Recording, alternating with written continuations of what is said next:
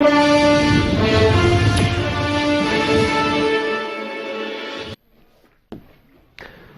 is on this election here on Channel Television, and the continent is really agog. Everyone watching, keeping an eye on the big moment. And you know, the thing about a newsroom is something that you really can't explain when big moments like this, Beth. And that's why Charles Oroke, one of our editors and senior correspondents, is right here with us. Good to have you join us. I can imagine, I can feel it already. I've had my own moment. My own crazy moment, you know, sometimes when you can say that again. and I said to myself, if only my child had seen me in that moment. But anyway, that's another crazy moment. So how has it been so far, putting all this together? Well, you use the adjective crazy. Well, starting from the point of view of the American elections themselves, I think it's been one of the most insane moments in their own political history. I mean, it's the twists and turns that have been totally unexpected. You know, the hard language, strong language, the divisive rhetoric. I mean, we've talked about this over and over and over and over again. And now, from our own point of view here, I mean, what we are waiting for now is the results. That's what the eyes of the world are focused upon now. And that's what we hope to talk about as the day progresses. And these are things that, you know, will be an intrinsic part of the discussion, particularly in view of the results as they come in, whether it goes the Republican way, whether it goes the Democratic way.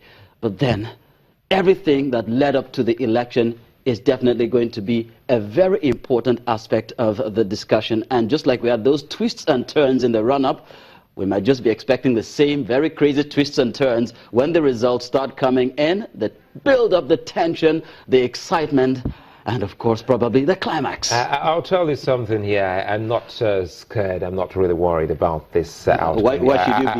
No, I'll tell you why. I'm looking at our job in preparation for this, because I don't think you're likely to wait for the results too long, unlike what we saw with our own elections. You know, sometimes you wait for the result for more than, I don't know. But for this one, you have an inkling as to when exactly you have the final result. You want to bet?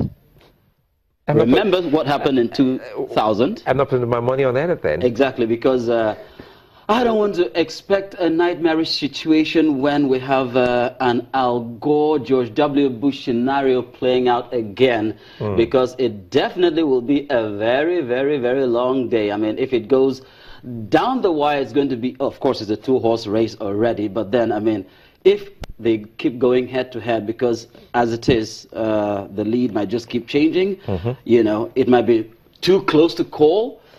You already have Trump insisting that he's not going to accept the results if it doesn't go his own way.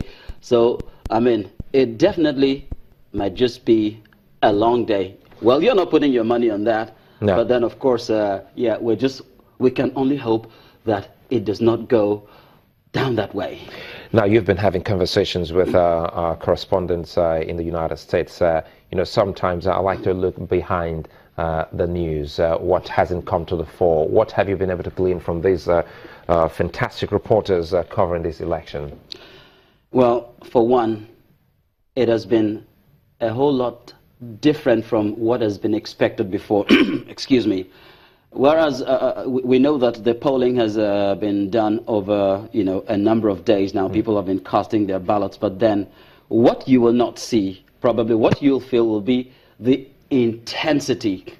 It's as if everybody has a major stake in these polls, and I think that is one thing that, you know, has not been captured sufficiently, you know, because it's emotional. And it's very difficult to capture the emotion of the moment, especially when you are reporting and you're trying to be objective. And of course, you know, that's what our correspondents, they've been giving us the bare facts, they've been giving us the raw facts, but then going into the emotional aspect of it, I think that is what we've not been able to see sufficiently. But then, you know, it's palpable, it's in the air, you can touch the tension, it's like something you can cut with a knife. I mean, it's happening several kilometers away, it's happening an ocean away, but the tension is palpable. I mean, it's not a Nigerian election, it's not an African election. Well, agreed that the United States is the most powerful nation on the earth, and whatever happens to the US has a multiply effect on the rest of the world. So I guess what we have not been able to talk about sufficiently is the intensity, the emotion, and of course what we have also gleaned from what's been happening in the background, because we've not talked about the ethnic issues. Absolutely. Exactly. But then I understand that more Hispanics, the Spanish-speaking parts of America, have actually come out in larger numbers. The percentages are higher than ever before, probably because of the anti-Latino rhetoric of Mr. Trump. Well, Charles Eruka, is nice speaking with you, and we do hope that we'll stay up with you and the entire team. Absolutely. As we get to, we hope so too. to the other side of midnight. For those just joining us, it's a special edition of the program Politics Today. We're looking at the United States election, and so far we've tried to explore the Electoral College. We'll speak more to the Electoral College system for Nigerians who are getting to understand, or trying to understand this, which is quite different from what we have here, as against what you call the popular votes or majority votes. We'll take a moment now. When we return, we'll look at some of those comments you've sent in and see what exactly they are about. Don't forget, again, I'll remind you, for those who are out there in New York, Adeshawa, Josh, you saw her earlier on telling us how it's been like. By the way, Mrs. Clinton has already voted long ago in New York, where she was a senator, a two-time senator, and of course Donald Trump is also a force to reckon with in the city of New York. And for those in DC, we'll be speaking with them pretty much later, and that's Ayatollah Balogun and Maria Bird.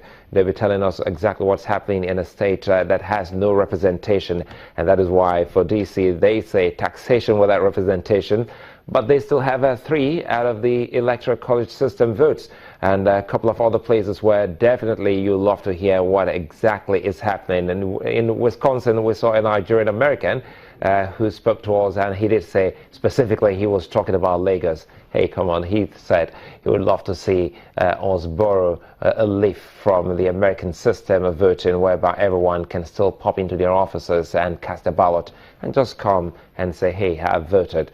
A moment here, we'll return shortly. Stick around.